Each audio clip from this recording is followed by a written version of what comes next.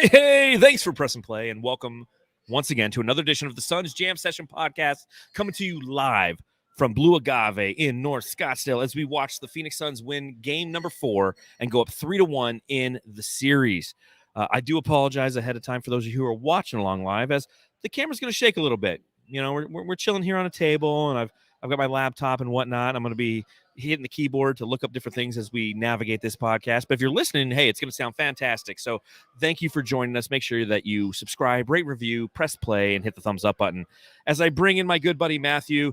Matthew, how we doing, man? A solid win for the Phoenix Suns, eh? You know, I'm on mute. This is going to be a tough thing to do, mute back and forth. So Jamsters out there, we're hanging out at Blue Agave today. A good turnout. We had a few guys show up tonight, and thank God they did, because it was good luck. The Suns pull away in the last 5 minutes where you think, like, oh, no, are the Clippers going to tie this series? Nope. Chris Paul arrived and took over the game for the Suns. No need for Booker and KD really in the fourth. So fucking great win, man.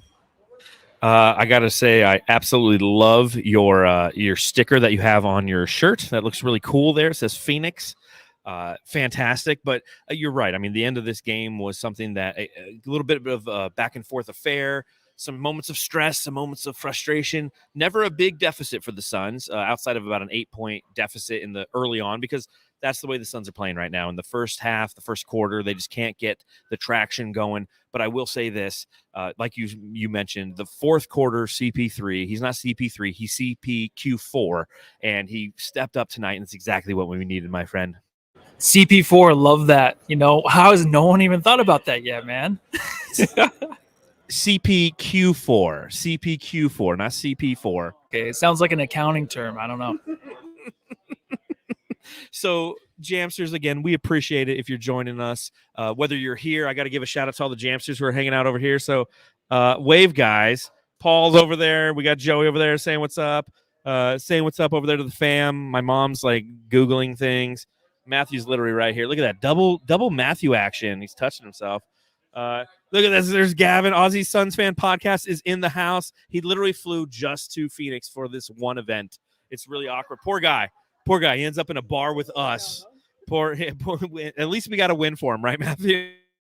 Yeah, that's the least we can do, Maybe. Sorry, we're going back and forth with the mutes and the unmutes. Just as long as you own your mutes, Matthew, I'll own my mutes. I won't have to mute you and whatnot, right? Yeah, mind your mutes in this pod. Well, mind your mutes, Jamsters. And again, thank you for joining us. I think it's a chugging with the fellas kind of time, Matthew, don't you think? Yeah, I show up to the first 3 playoff games, nothing to chug, but I do have a half a beer to chug. So I hope you allow that, Jamsters, and you're proud of me for taking the first step to chugging with the fellas this year. Now, I will say this. Matthew's chugging an IPA because he's a man, dude. I'm chugging just a Coors Light. But again, chug them if you got them, Suns fans. I don't know if anybody they're all just on their phones. I mean, look at these. Look at these chumps. Look at these chumps. He's taking our picture literally as this podcast occurs instead of chugging with the fellas. But let's go ahead. Let's chug with the fellas on this one. Matthew, cheers. I'm going to cheers you over here. And let's chug with the fellas, which is going to be some horrible audio.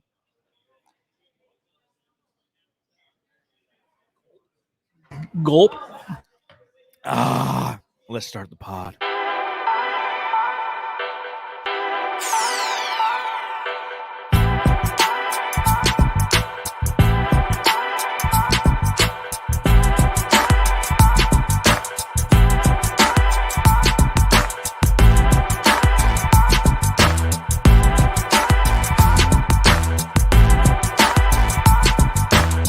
It's a 112-100 win for the Phoenix Suns against the Los Angeles Clippers in this game 4, which puts the Suns up 3-1 in the series, which of course brings me to my first question.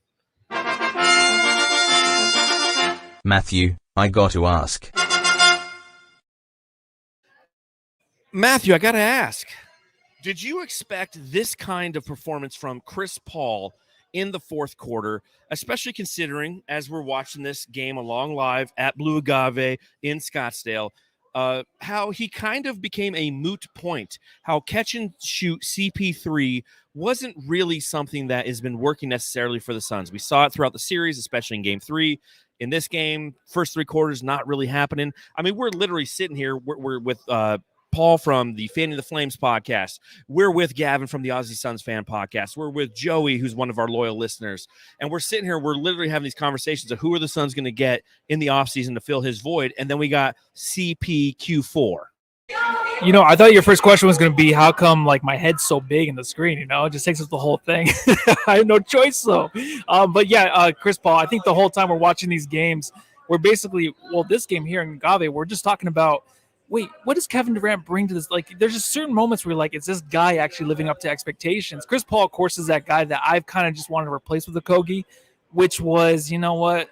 I had to eat that shit tonight. Today, I'm going to say tonight a lot, but today, I definitely had to eat that shit because Chris Paul just showed up in different ways where, we need that extra guy. We know DA is maybe a half guy. He's not going to give you the full potential that he can bring to every playoff game. But Chris Paul won every other couple games because game 2, game 4, now he's closing out fourths. That's what you want. I thought it'd be maybe one game a series. But now that you're getting one game every other game, that's more than I thought. So I'm very happy over here sitting in the other corner of the booth.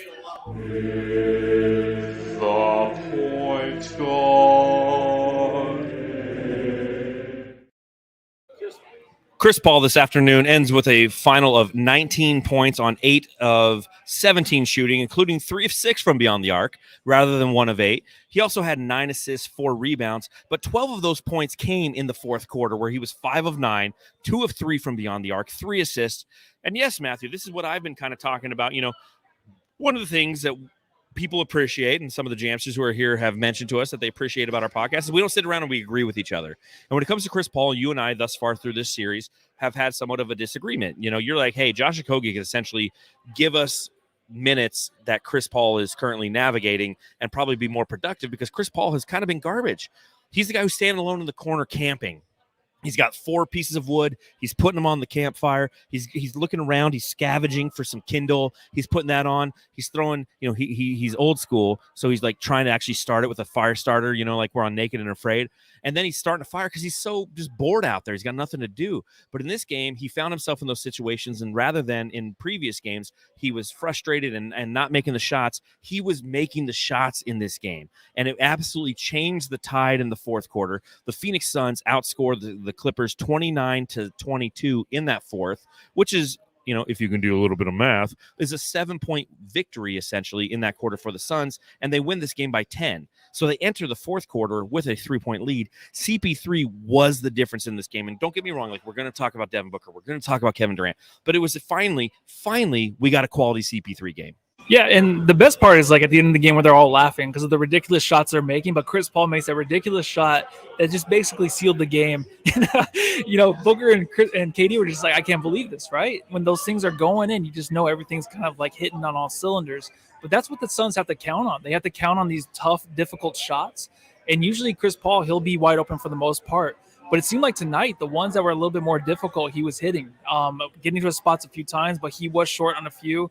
But I think going back to the last pod where I talked about, you can tell with the spacing that he has on certain shots, when they're going to go in. Like early in the game, there was a few where, you knew they were going to end up short because of the spacing that he had between the defender.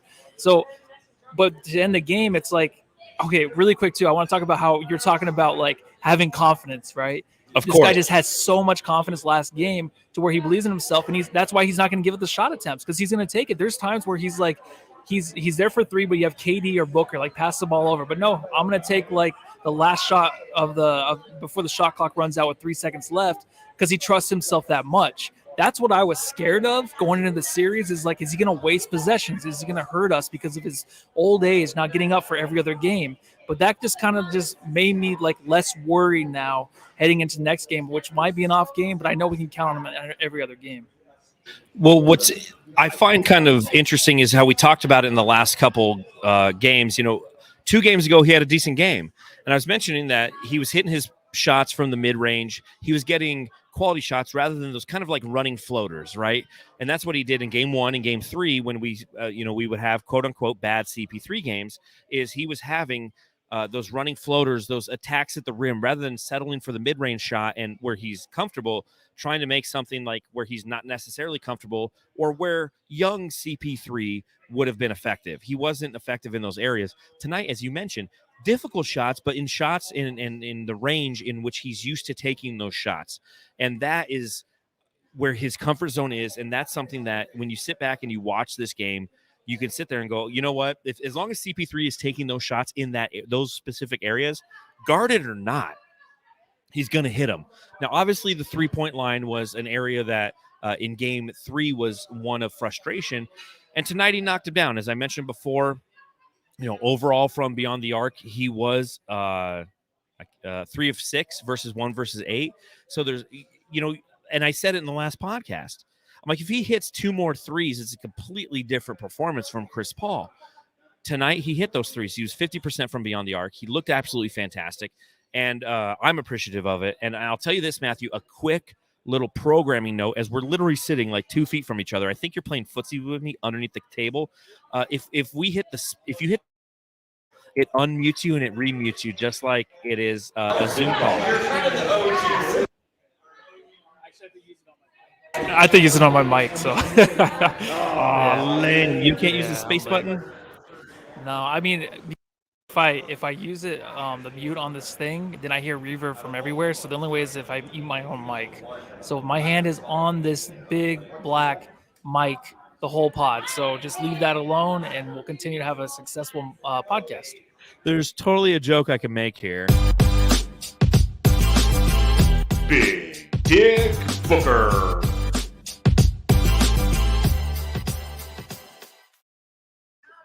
Devin Armani Booker tonight, 30 points, 10 of 21 from the field. Not necessarily the most efficient night from Devin Booker, but 41 minutes played to get it. He was 7 of 8 from the free throw line. He was 3 of 6, much akin to Chris Paul, from beyond the arc. Had 7 assists, had 3 steals. And I'll tell you this, Matthew, I literally wrote out the Lord's Prayer. Our Father, to Devin Booker today, because he was everything to this team. He got this team through the first half. The way that he played, and again, of those 30 points that he had, if you take a look at the first half alone, Devin Booker ended with 13 of them. He had 17 in the second half, but the shot-making ability, we've talked about this entire series. What he's done in this series has been so great for the Suns. It's so needed because at times this team looks unbelievably discombobulated. And Devin Booker, I literally wrote the Lord's Prayer, and instead of saying like, "Our Father who art in heaven, hallowed be thy name," I literally had the lyrics or the pod notes written out of like, Devin Booker, you damn good looker, hallowed be thy name, thy 3-point come, thy shot be done on earth that is in Devin. And I had the whole thing, and then my wife said, "You can't do that. You'll get in trouble with Jesus." So should I read the rest of it, or should I just let it go? No, I think it's fine. It's one of those things where you're explaining before. It's not really like taken out of context where you're going to sing it or say it. Well, we sing it in church all the time. But, if you put it out there, man, and people pick it up, there might be people in church singing this, and then everyone's like, "What's going on? There's chaos in tonight's mass because we're singing about Big Dick Book." With whatever prayer that is. That didn't make any sense. Go ahead. I'll just say this. It's definitely blasphemous, and I probably shouldn't, so I won't continue that one. And Metal Mike in the chat, he says, "Void is crushing hard on Booker." Yeah, after a few beers, I am crushing hard on Booker, Hell man. yeah, dude. I crush all the time. I slobber. He was fucking fantastic. Yes, even Gavin's saying it. Gavin, come in here real quick and just say those words. I'm sorry, we're live, sir. Who's not crushing hard on Booker? The man he's phenomenal. He was absolutely fantastic tonight. How can That's our silent reporter, Gavin. We actually, Gavin's going to be out front interviewing people as they depart the bar and ask them their thoughts on the game, and no one will say anything. They're like, "I was just here with my family to enjoy a nice little lunch meal at the Blue Agave Mexican Cantina." And I will say this. Let's see here. Fabio says, "Why is Void's cam shaking so much?" I'm literally on like a little table. He's on a boat. I'm on a boat. No, like, again, if you're listening, you're going to hear some background reverb. But if you're watching, it's going to be shaking because I'm little on little table. I don't have the stability I normally have at home. But you know what? Just close your eyes and listen. That's all I can ask for. Pretend you're on the podcast. But again, if you talk about Devin Booker and what he did, I mean, you look at the first quarter alone. Okay, Devin Booker in this first quarter, which again, the Phoenix Suns are starting slow in the first quarter. They're down 30-23. Okay, so again, final score 112-100. They outscore after the first quarter. They outscore the Los Angeles Clippers by 91-70. The rest of the game, but it was another slow-moving first quarter. Devin Booker went 4 of 9 in the first quarter. The rest of the team went 3 of 16. Matthew, 3 of 16. I mean, the guy's like, every ball is going out of bounds. Booker's there. He's there. Like, how many times are you going to see that from him, man? Like, the only guy that's really hustling a lot. I mean, I think maybe he's the only one that can, because we are kind of older, but also just the IQ to get to certain spots to where he knows, like, hey, it's a deflection. Maybe I could save this. And every pass in bounds is usually a good one. It's usually ending up in the Suns' hands. I feel like as Suns fans, we see that a lot where other teams do that and ends up in a guy's hands that could just like make the easy dunk. You know, that happens a ton. But for Booker tonight, it's insane how good he plays. I mean, we stand there with the first 2 shots. I'm standing here watching, and I'm like, that's just Jordan. That's just Kobe. It just is. His ridiculous-looking shots, his release and stuff, difficult as hell, but you just count on that more than anything.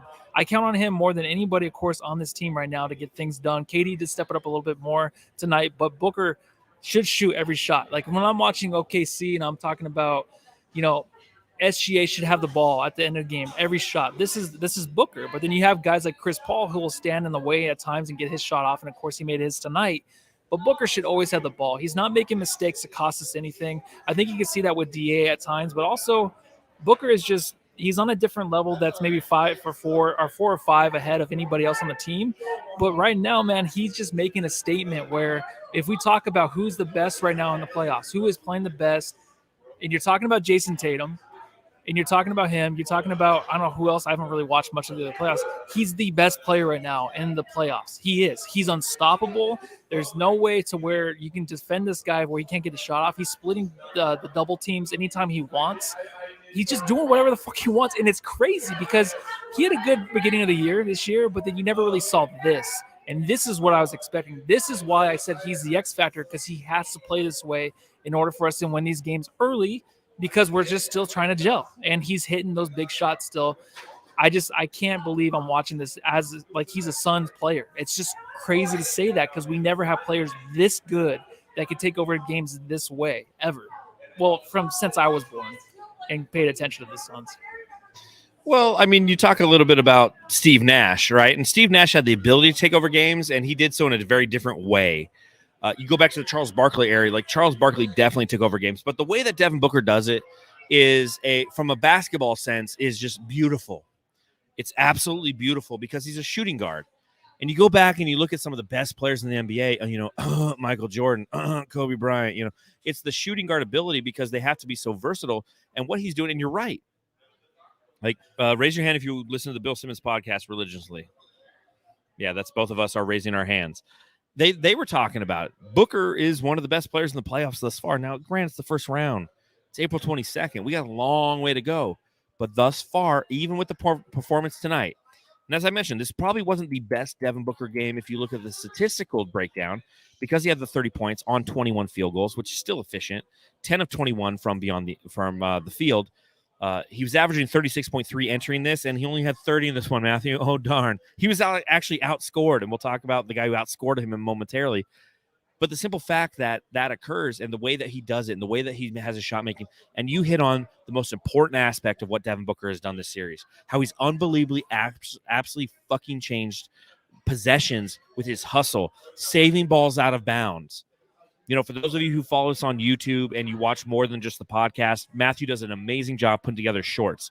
And he has like the top 3 plays from the previous game. And one of them on game 2 was his like falling out of bounds behind the back pass to, I think it was Torrey Craig who ended up with the dunk. It might have been Okogie, which is a topic of conversation we're going to cover here very shortly. But it was unbelievable what he's doing. The loose balls alone, it's this entire different level of Devin Booker play, man. I mean, it makes you speechless after every game. You can't just describe it. I mean, you have to sit down and watch. If you're an NBA fan out there, you have to just sit down and watch this guy because he's talked about as the best shooting guard in the league. He's a top 5 player right now in the league. and obviously in the playoffs. But I'm just saying, in the league overall, he was top 10 coming in. Now with these performances where he does score 30, but it seems like more. And KD did score more, which seems like less. But tonight, Booker, just every emphasis on his game has just risen to a different level where it makes it seem like he's just scoring every point for this game, which he kind of did in the first, where he was out bench all the time. But like, I'm just saying, like in the first half or the first quarter, you can count on him in any possession that the Suns need to take over a game. So the fact that like he has to take plays off because you have to bring in Chris Paul and Kevin Durant, it's awesome. I mean, Chris Paul can hit his shots and we have Kevin Durant, but I just love watching him with the ball now. Like I wish it was more, but it's good to share the ball. I'll say this, and I've said it before, and I'll say it again. Appreciate this, Suns fans.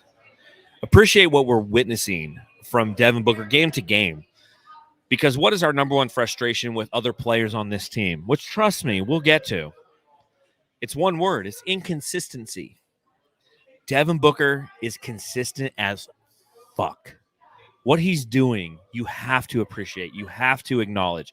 And you have to know that you're witnessing something that 10, 15, 20, 25 years ago or 25 years from now, if we're blessed enough to get there, we're going to be talking about.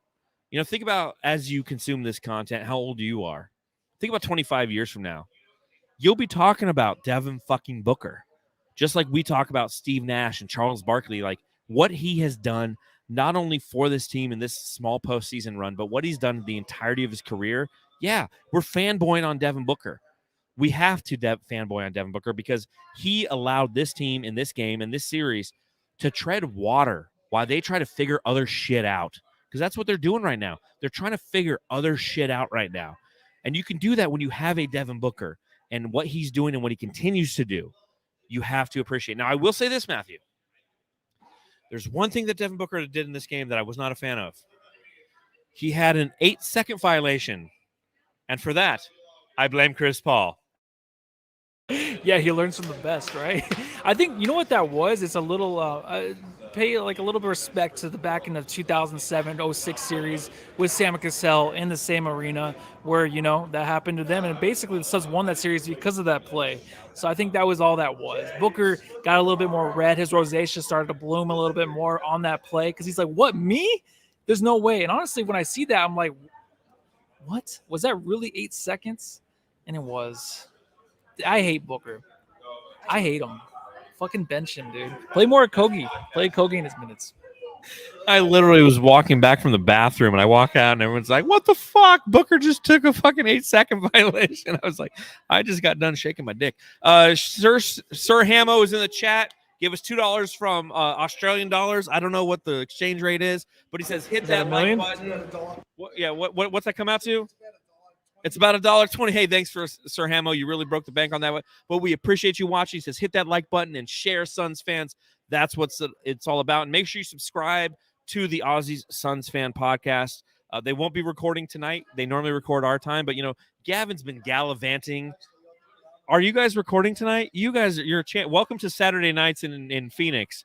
Because that's what we normally have to watch it when it's like 10 p.m. It's Saturday night. My wife wants to hang out. I'm like, hey, I'm hanging out with Gavin, Sir Hamo, and Nate and Boyd and all those fantastic gents there. So let's switch gears a little bit, and you might be surprised where I'm going to go, but this is where I'm going to go. Oh, yeah! Shabba-labba ding-dong! Sneaky. I'll tell you who was a fucking ding-dong in this game was Landry Shamet, -6 in his plus-minus 5 minutes play. Matthew, we did it. We got rid of Landry Shamet after 5 minutes play. I don't think he's going to play the rest of the series. Thank fucking God. Well, that was the last game, too, where he didn't play in the second half, and I was like, okay, that must be it. But then Monty puts him back in for 5 more minutes, and I'm sorry you wasted any time making that drop on this guy, because the way he actually dropped into his seat, too, going back to the bench, he just is so down on himself. I don't want to see guys do that. Like, he talks about in interviews how he brings more to on the defensive end. And like guys that watch basketball, they don't know what I do. They don't know what I do. I do the little things that really help this team win. No, for us, we're watching the game, man. We don't want, when you're in the corner, they shoot the ball over there, and I didn't even know you entered the game and you grab the ball. You just pass the ball up, and then maybe it's a three that's wide open and you break the front of the rim.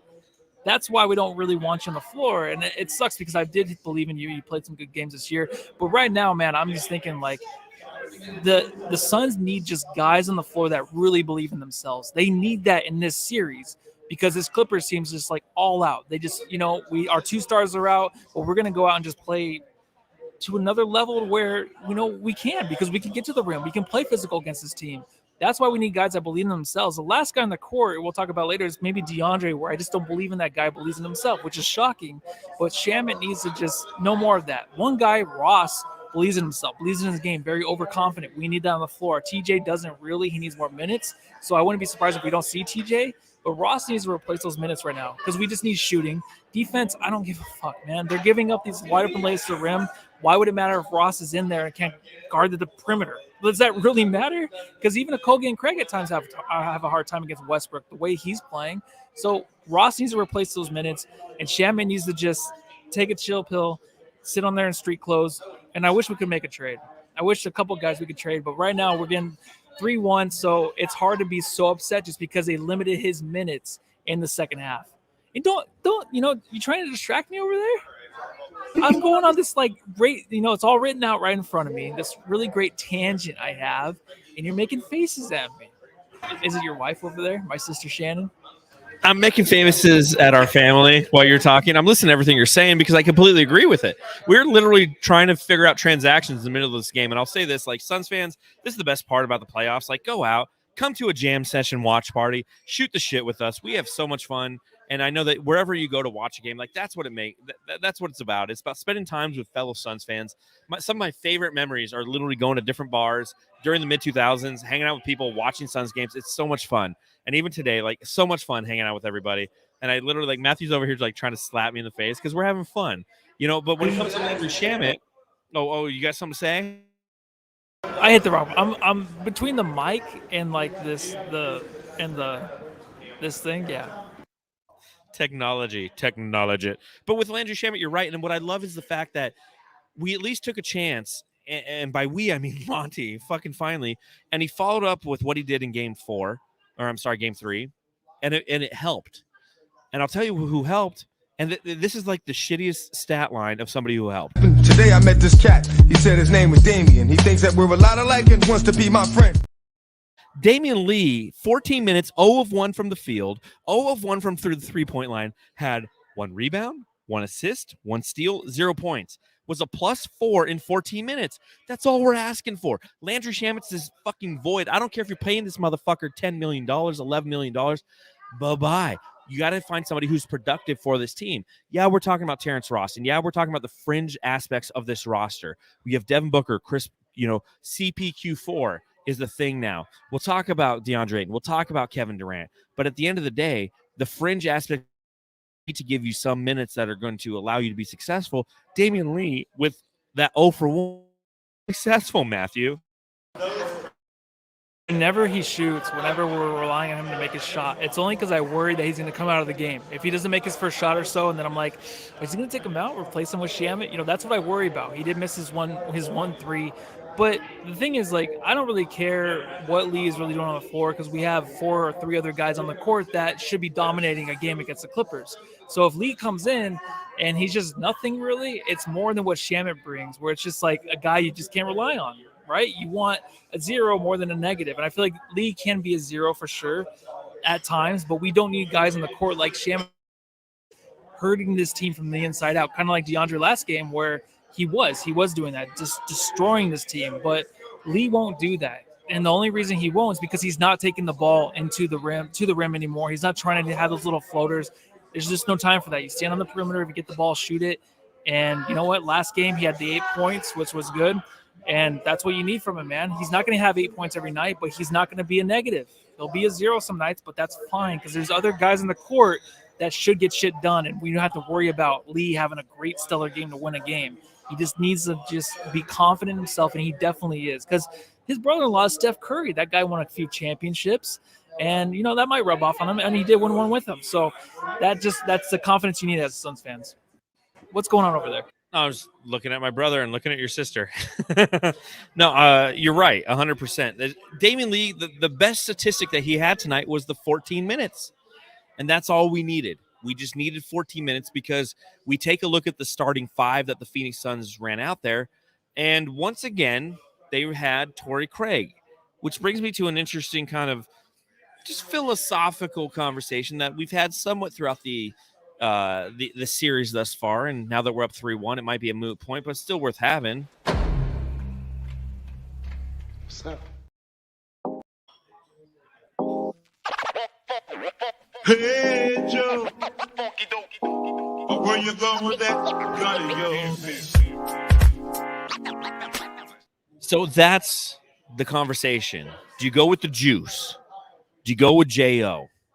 I'll tell you this. The juice in this game, 4 of 8 from the field, had 8 points, had 5 rebounds, had 1 block, had some really good plays. Hell, we were talking about adding him to the mid-range mafia based on his performance thus far. That was a conversation. It was. He was hitting mid-range shots. We're like, oh, shit. Like, I don't know where our stickers are at, but we brought stickers to give out to the Jamsters who were here. And I got the mid-range mafia sticker, and there we go. Yeah, Matthew's got it. I'm grabbing it from you like no one can see it over there. And we're handing it out to the Jamsters and whatnot. And I'm like, shit, now I got to redesign it because we got to put Torrey Craig on there. But the other side, you take a look at this, and this is what's interesting, Jamsters. The Suns had 9 bench points in this game. Josh Okogie had 6 of them. He played 25 minutes in this game, which was beautiful. He's 2 of 4 from the field. He had 3 rebounds. He had 1 assist, 1 steal, 1 block in typical Josh Okogie fashion. Both of them, what I've kind of come to a conclusion in this series, Matthew, is there's no wrong answer when it comes to J.O. or Torrey Craig. But without Kawhi Leonard, I'm thinking personally, like, why not give Josh Okogie 1 start? Without Kawhi Leonard, this is an opportunity to put him out there because what he is doing and the hustle in which he's playing and the energy in which he's playing, like you feel it when he's out there. You feel his impact, right? Yeah, the fourth quarter of Okogie is the best thing to watch. I'm not going to say that, but Okogie himself, getting to 25 minutes, that's big. We talked about minutes with Shamet and we talked about minutes with Lee. That was a big difference. I think Okogie 25 is perfect. I said that one pod, 25, 30 minutes.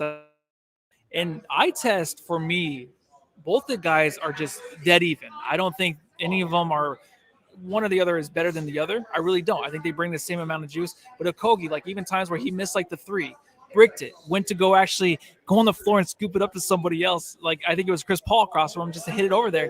That's what he brings though, man. And I'm not going to – I don't want to argue like one should start or the other because I don't really care right now just because if Okogie's getting to 25, 30 minutes – that's all I care about because our bench cannot produce anything. I mean, what the 6'3", 9 points? Holy shit, that's our bench, 9 points. And Okogie had 6 of those, but I'm not talking about points from him. I know he's gonna miss his threes. Everything else he brings is just fantastic. But the one thing that the Suns, it's so weird looking at you. You're like, yeah, the one. Usually I'm just looking at myself. And I'm like, you could do this, Matthew. You could do this pod. Now John's over there judging me. We're literally like sitting across from each other and having a conversation, like looking at each other and like actually having a Suns conversation, but like it's happening through a screen. So I like it. I like it. I wish there was a few more jams out here to sit on my lap and hanging out.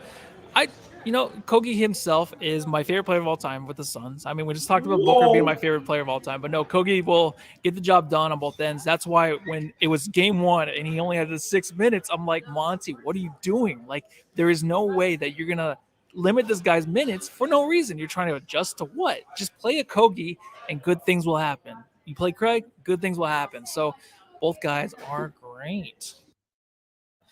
It's I agree with what Jam says, one of our elite Jamsters. And again, if you want to become an elite Jamster, set the join button below and make sure you're hitting a thumbs up while you're here. Hell, shit, you're hanging out here anyways. You might as well just take that little second, just move the thumb up and just like, give us a thumbs up. I mean, it's really a lot of effort we're asking for you. We had to like come here early and like set up and whatnot. Like at least give us I was that. a little late. Yeah, Matthew's always a little late. I'm a military guy. We're literally having a conversation with my mom, with my brother here, with my wife and Matthew's sister, talking about how I was born on my due date. And my brother had the same due date. And we're having that conversation like, what were mom and dad up to exactly 9 months before you and me? But like literally, I was born on time. I'm never late for anything. I'm a military guy. Like I've never been late for shit in my life. I'm always early. That's the traffic. It took me an hour to get here, right? Excuses. take traffic. Excuses are like, yeah, champions adjust. Excuses. Like I have that. I literally have in my office. I got this big poster that I designed because for those of you who are watch us, Matthew and I do some graphic design on the side. It's it's literally like my shirt that I'm wearing, the stickers we make. It's graphic design, and I created a Champions Adjust poster, and I've got 6 athletes on that poster. Matthew, do you think you can name any of those 6 athletes? I know it's a tangent, but I'm Michael drinking. Jordan, Derek Jeter, Charles Barkley, Ray Shish Kebab, Charles Barkley, and Michael Jordan. Oh, it's Champions Adjust, so Are we getting Jamstar yet? there is no Charles Barkley on that because he's not a champion. It's Michael Jordan. It's Deion Sanders, Muhammad Ali, Tiger Woods, Kirk Gibson, and maybe I just made it 5. I can't remember who the 6th is. Yeah. And I would love to put Devin Booker on it one day. I will redesign it for Devin Booker. But you know what? I'm going to switch gears a little bit. I mean, we're at 35 minutes in, and before I get to some more positive, we got to talk about something that just leaves a little meat on the bone, if you will.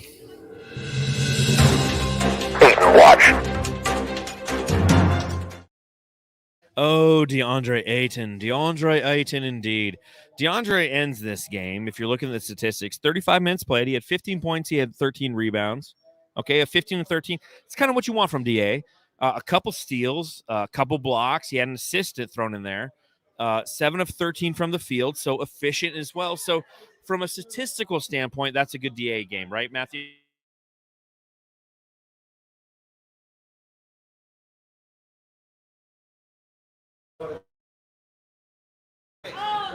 He's in between basically where we want him and not where we want him. I think he's kind of getting there. And what I really think happens is these guys maybe came out and they were trying to get him involved early. I think KD always tries to get him involved, which is the best part, I feel like, of KD for me, just because I feel like you have to get this guy going because he can be so special at times if he can get going.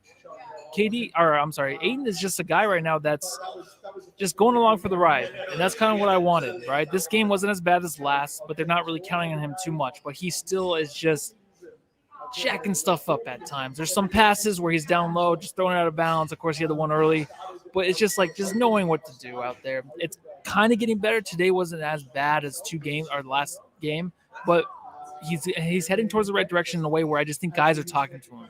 And that's what you have to do with him, right? He's here right now. He's with the Suns. He's our center. So we have to deal with it. And the best way to deal with it is if we know guys are talking to him and getting him motivated. Because I think if it goes opposite where they kind of turn their shoulder on him and just like, oh, this guy's fucking up, then that's a big issue.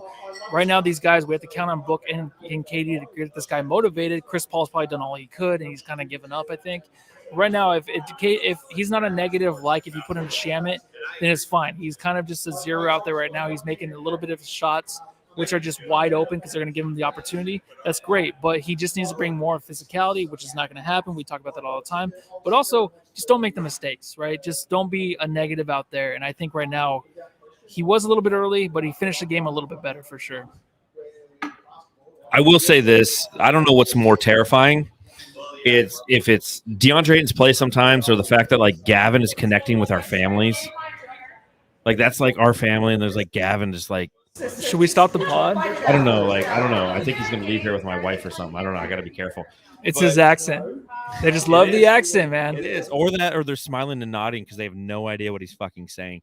So DeAndre Ayton, I will say this: like if you haven't gone to a bar and watched a Suns game in the DA era, you're like, how Taylor Swift's doing the Eras tour right now. Like the DeAndre Ayton era, you got to appreciate it because everyone in the fucking bar, all of a sudden you realize, for those of us who are on Twitter, you realize that like the DA stands are few and far between, and the people who actually watch the game with frustration about aspects of DA's play and his inconsistency like exist everywhere. And we're like, fuck DA. Like there was so much conversation that we had. We were literally defining what a is, right? Like, well, DA's dunk isn't a dunk. It's more of like a lay-in. Like it happens like when he lays it in, just because that's how he scored the first few points that he had, was him like kind of just laying it in instead of just full on dunking it. And that's, thank you, my friend. Another Coors Light. This is a good man right here working. Burp. wife's driving me home. So again, DA is You guys driving each other home. I don't know what's going on over it. You know, uh, a few beers over there too. You can have Gavin drive you guys home. You can trust him, right? I hope that he drives on the right side of the road. I think that's an England thing. Hamo, I know you're hanging out in the chat. So is Boyd, both from the Aussie Suns fan podcast. Let us know what side of the road you drive on, and if I can have Gavin drive me home. But anyways, look at creepy. Boyd's like, have Gav streak. We don't want to make him not. He can't come to the country because he's a sexist. But when we talk about DA, literally some of the conversations that we're having here on site is about how, he doesn't dunk, and it's a joke. We get it. We understand it. We've watched this team religiously. We come live to you after every single fucking game. So, but it's fun to actually kind of go out with everybody and talk about it.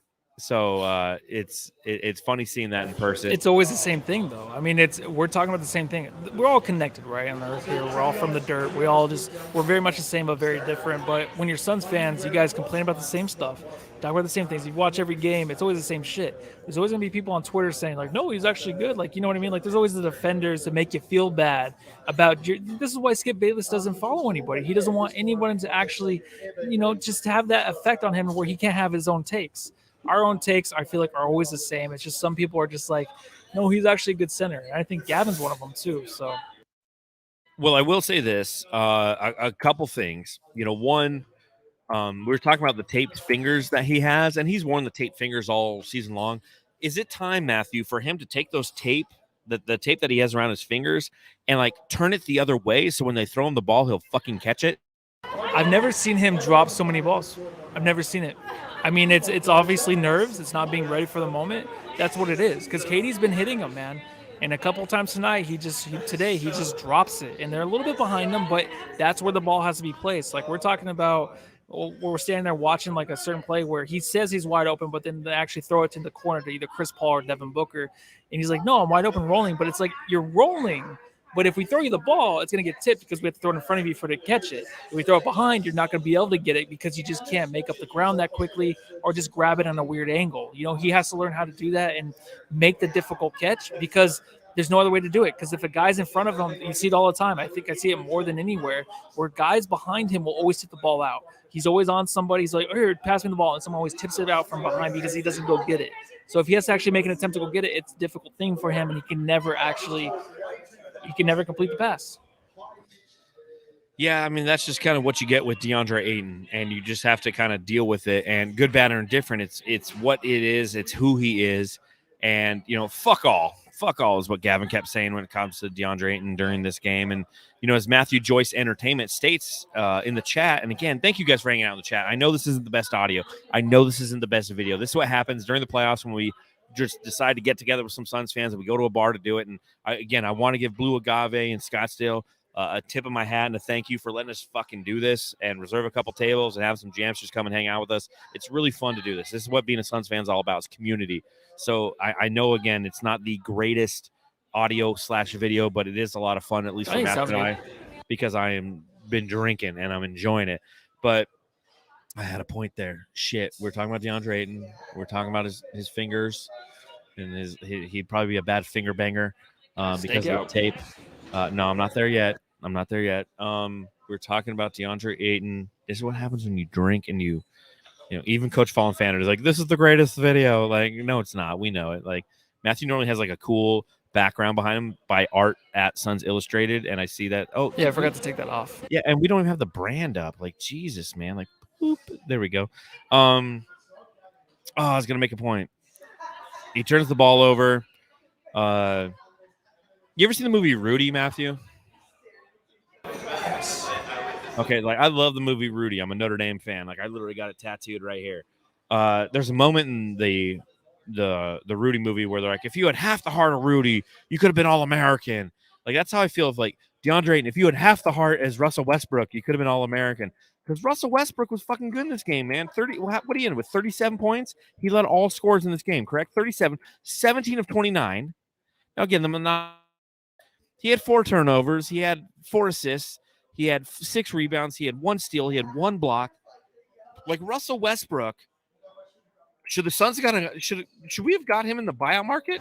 Yeah, I wanted him, but I wanted limited minutes too. He would have been our starting point guard. I know that wouldn't have actually happened. I mean, the thing is with him, like the effort he gives is great, and I also think he could have been our center. He could have put more effort in that position to actually grab boards. He's hitting difficult shots now, and that's scary, right? I mean, if you get Kawhi back next game and this guy can actually play the way he played tonight, I don't think 37 points will be a thing, but just hitting the big shots in moments, getting to the rim, wide open for dunks. The way, I mean, we talked about it before. I'm stealing these notes, all right? I'm stealing everything we talked about because I didn't write really any notes. So Gavin did say, you give it, put it off the glass or something. He's going to miss those. And that's what you have to do. But there's no presence in the rim for him right now. And he's doing what he wants. And that's a scary thing because I feel like you want him to do what he wants. You want him to be the guy to actually, oh, someone threw me their panties. Look at these ones. Look at these. My first panties, Hold on. What happens when Lissy's in the house? Yeah. The glass like it top. All right, it's getting a little wild. The Jamsters are just chucking shit. Take, but who cares about my take, dude? All right, I got to bring out my guitar and start playing it, dude. Oh. Look, there's a sticker. There's a sticker we already showed. I don't know what's going. 74 or Redbubble page or something. All right, now he's getting offered food. People are giving me chips and such. It's that's what happens after you've been drinking and watching the Suns all day. Hey, we're having fun. Next time we do this, you guys got to come down. We had a few show up tonight, and it was great seeing them. Just the effort they put to come and hang out. It's really fucking cool. I think it's awesome. This podcast we do, it's like, why do you guys, you watch, but like the amount of like attention and care you give into this, it means a lot to us. So next time we do this, I think probably, I don't know. I want to do this again. You guys got to come down for sure. And you get panties thrown at you. Who the heck are you? I'm Kevin Durant. You know who I am. Y'all know who I am. Did anybody see a sniper? Did anybody see anything? I'm one of the best players to ever play the game. Kevin Durant, this one led all Phoenix Suns scores with 31 points, man. It's what? How far are we? 46 minutes. Yeah, 46-minute mark. And we're talking about Kevin Durant, who played 44 minutes, was 9 of 17 from the field, 3 of 4 from beyond the arc. Thank you. I needed 2 of those threes to go in to make a little bit of money on the old DraftKings. He went for 31 and 11 in this game, added with 6 assists. I felt like this game was the first game where he had a little bit of freedom. He had a little bit of space to create like Kevin Durant does, Matthew. Yeah, it's difficult for him to get really anything off, just like this podcast where I'm trying to actually maneuver this while Gavin's hitting on my sister over there. It's just happening. I only got 13 minutes, so hopefully I can wrap this thing up and just cut that off pretty shortly. But, Katie tonight, though, he's actually making more of an effort to get to the rim to do more. I'm like, what does Katie do when he gets double teamed, when he gets actually just the mismatch? Is he can actually make the attempt to push his own agenda here on the team? I think he's getting closer to that. It's definitely going in a positive direction. Him still getting DA involved is great. Even if DA doesn't catch it, he needs to do that and rely on that guy as much as he can, because it opens up a lot more too if DA's on that roll and they can actually hit him. So, Jam, man, get her some, bro. She needs Matthew, he's saying let her get some, bro. She has needs. He's talking about your sister.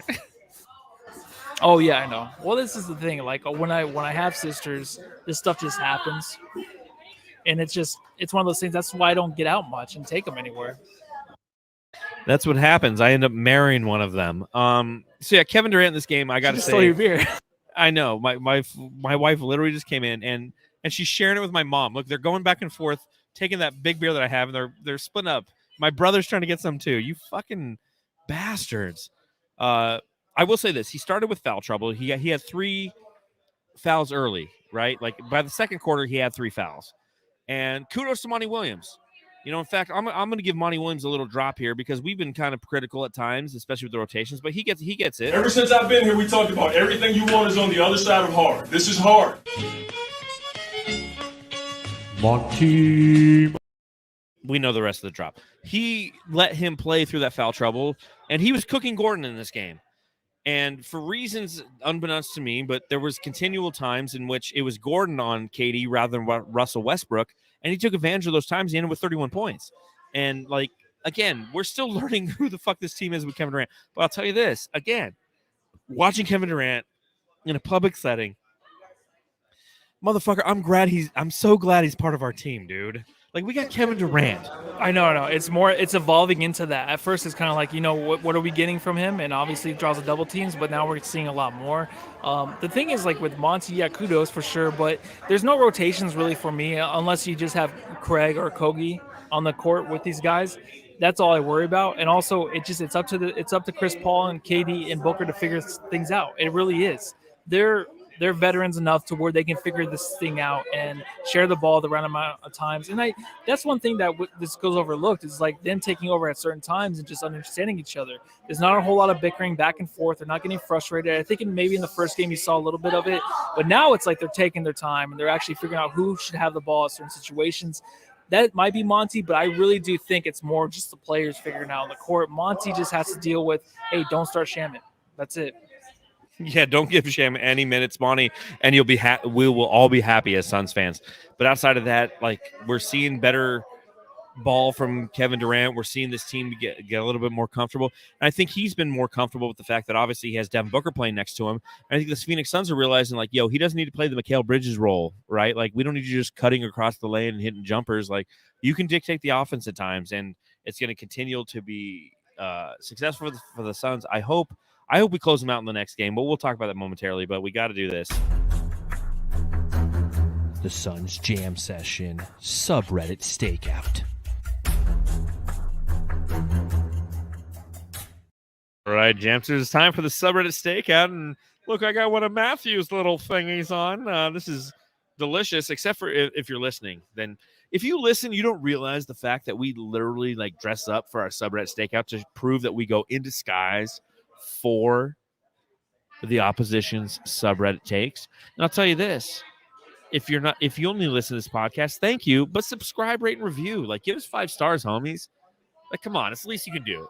Or don't. I don't give a fuck, dude. You do you, boo. You be you, because we are us, and that's who we are, and that's all we can be. But on the subreddit, here's some of the interesting takes that we got from the subreddit Stakeout. And I did my best to try to keep up with the subreddit, Matthew, because it's hard in a public setting to not. Remember, I'm sitting on my couch just like, multitasking, and the dog's like looking at me wanting to play, and my wife's yelling at me like, why don't you play with the dog? I'm making the Suns games on. I'm technically working. Oh my God. But here's what I found. The first thing, Ayton passing to the announcers and yelling at CP3. So if you remember early in the game, Matthew, Deandre Ayton had a pass where he just like threw it like 4 rows up and he started yelling at CP3. Like, CP3 is only like 6'1", dude. Like, why was he doing that? I don't know. And he does do that. He kind of complains at certain times. But the worst part of it is, like, when he does mess up, he just doesn't take ownership of it. Maybe he might, but I don't know. No one knew. They continued on it. They go, why is Ayton upset? Did he expect Paul to have rocket shoes? And then they were talking a little bit earlier in the game. Again, I will say this. A lot of my subreddit Stakeout came the first half because that's when I was sober. He said, Ayton cannot attack Gordon. Holy shit. I think we all felt that tonight, didn't we, Matthew? That matchup that he had with Eric Gordon. Yeah, he never will. And it's one thing that's interesting about the Suns that it's one thing that's interesting in the series is how there's certain mismatches that are out there, and I feel like the Suns aren't actively hunting them. It's really hard to make this point when I have a wart on my nose this big, but I will say this, like, why are we not, like, you have Ayton on Gordon. Yeah, he's not attacking him. But when you have KD on Gordon, because KD on Gordon was a thing, and they could set it up, Plumlee or Booker with Ivica Zubac, and they're actively not seeking these out. Why do you think that is? I think Booker is. I think at times he takes his time with rotations of the defense to get who he wants. KD at times is just waiting for the double to hit somebody, I think. A lot of times, because he knows if he takes a step or a dribble, some guy's going to come over, so he's trying to figure that out. Ayton himself, though, is like either it's going to be the little popping shot in the middle, otherwise he's just going to pass it out. There's no mismatch for him right now. That's why they went this 5 small the last game, where it didn't matter because Ayton can't deal with it. He can just – it doesn't matter the size on him right now. Anything will make him a little frantic. Shut up, Stephanie! Stop hitting on our Australian friends. I believe he's married. I'm sure he has kids. If he's anything like Boyd, he's got like 10 of them. I will say this from an Ayton standpoint. They said Ayton under the rim looking for the pass first is insane. And this is coming from the Clippers subreddit on this one. Suns need to stop making Westbrook look good. He's Westbrick for a reason. And it's a fact. You mentioned a little bit earlier. We talked about it locally, and we talked about it a little bit during the podcast. And it's just the only thing you can't let him do is dunk. That's the only thing you can't let him do is dunk. And that's what he was doing in this game. And again, that's why he had a great game. Somebody noted that Shamet was 2 of 13 so far in the series.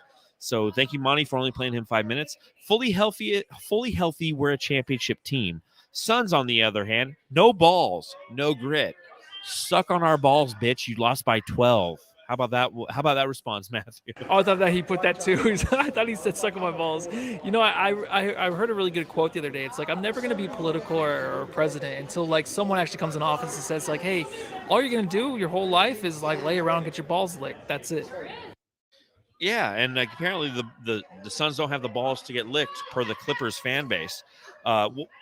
Russell Westbrook, heart is undeniable. I disliked him before, but I'm in love with him right now. And Suns fans, I want you to hear that because, again, a lot of you were anti-Russell Westbrook coming over to the Phoenix Suns as a buyout candidate. And ultimately, I think he would have helped this team. But it's tough to say that, Matthew, because, again, we're up 3-1 in the series, right? We are, and that's all that matters.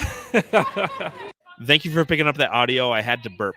Please, Morris, dive at KD's ankles. That's Subreddit stakeout. Is the fact that it's gotten to the point in the series in which the Los Angeles Clippers subredditors are literally asking for injuries. So fuck you, Clippers. 3-1 Suns. Suck my balls. The Suns Jam Session subreddit stakeout.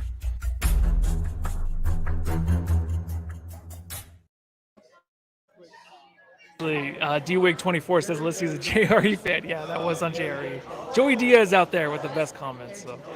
No idea what that even means. So I guess I'll just move it on to the next segment.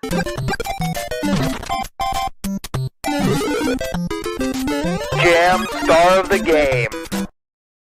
All right, Jamsters, thank you for, if you're still listening to this thing, fucking fuck you, you bastard, you beautiful bastard, you, for still listening to this thing through 56 minutes of shitty audio. And if you're watching, horrible video. Great. I've been having a good time. You've been having a good time. I don't know if the consumer's having a good time. If you have been having a good time, give us a thumbs up and give us a 5-star review. Oh, I totally switched that thing around. But please subscribe, rate and review. Hey, Webb, can I have another Coors Light?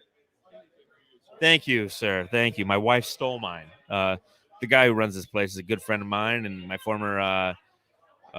This is awkward. I don't know how to finish this one.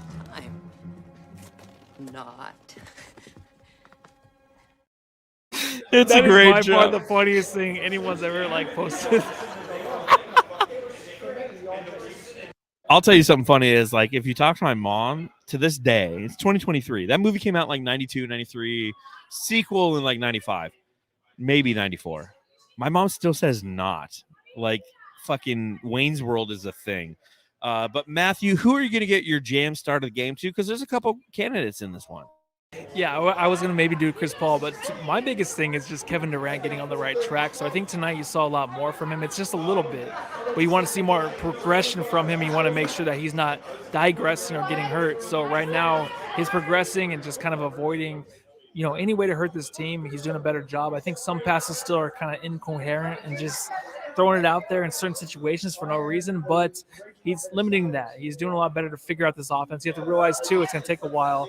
That's why I feel like this matchup right now for KD is really good. The physicality, the double teams, figuring things out with his group on the court from KD. Chris Paul, big shots, but I'm looking at KD to really get this going to where he can be that duo with Devin Booker because it's not there yet, but I feel like it will be. Listen, I'll say this. Okay, I love Rose Lissy, one of my favorite people on this planet. You're a son of a bitch. You stole mine. With Chris Paul, like CPQ4 is a thing, right? And I thought that he played fantastic. Devin Booker, for what he did in the first half, was fantastic. But I completely agree with you that Durant getting above 30 points, playing really well in this game consistently, getting some footing, getting some consistency, getting some feel for the game. It's not great for the series. It's great for the long run. And we're voting and we're rooting for that long run, Jamster. So you're a bastard, and I absolutely love Rose Lissy, but you're right on that Jamstar of the game. As we move forward, obviously, we're going into Game 5, which is going to be Tuesday. We get 2 days off for the first time this series. We're actually getting 2 days off. We're not going game on, game off, game on, game off, game on, game off. It will be at home. Matthew, I'll ask you this real quick. Do the Suns close out the series? Yep, Kawhi, no Kawhi. I think this team in Game 2, Game 1, they kind of finished it out a little. I mean, Game 2 and Game 3, they kind of finished it out a little bit better. Tonight, you just saw some certain things like KD stepping up, and I think Deandre Ayton getting a little bit better, even though we gave him some shit tonight. There's things that you're seeing that are positive, like Shaman not playing the second half. I think he closed it out. I think Booker's just unstoppable, and I think if Kawhi even comes back, it's not a thing. It's not one of those things where it's like Kawhi rested because he's going to beat the Suns in Game 4. It's like, no, you got this team with the Clippers that are just playing unrelentless, like freaking basketball defensively. It's a crazy playoff matchup with the Suns, but I just think the Suns are going to be that much better in the next game to close it out at home. Oh, God, I hope you're right. I feel like we're going to a Game 6 for no fucking reason in this one. I feel like we're coming back to L.A. I feel like Kawhi will come play in this one because now they're being pushed up against the wall, and what we've seen thus far, we've been on a teeter-totter, if you will, when it comes to the Suns and some of the adjustments. Talent wins ultimately, and the Suns have more talent because Paul George is not playing. Obviously, Paul George, Kawhi in this series, it's a completely different series. I feel like a Game 6 is coming. I hope a Game 5 is where we close it out, right? Exactly. I think Game 5 is over, dude. I hope you're right. So we'll see, Jamsters. So mute yourself. Let's close this bad boy out. Let's call it a podcast. I'm going to continue to drink some beer with the Jamsters who are hanging out with us. We truly appreciate it. So again, if you're listening to this podcast, please subscribe, rate, review, hop on Apple Podcasts. We really appreciate that. How are you stealing my second beer, my beautiful wife? She's taking 2 beers from me now in less than an hour. This is a bunch of bullshit. I need my beers back. Well, let's subscribe, rate, review. Give us thumbs up below simply because my wife keeps stealing my beers, man. Right? I want to say, everyone go home and love your family.